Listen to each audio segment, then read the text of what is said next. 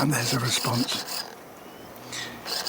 These press-ups vary, both in the number and the intensity, the speed at which they do it,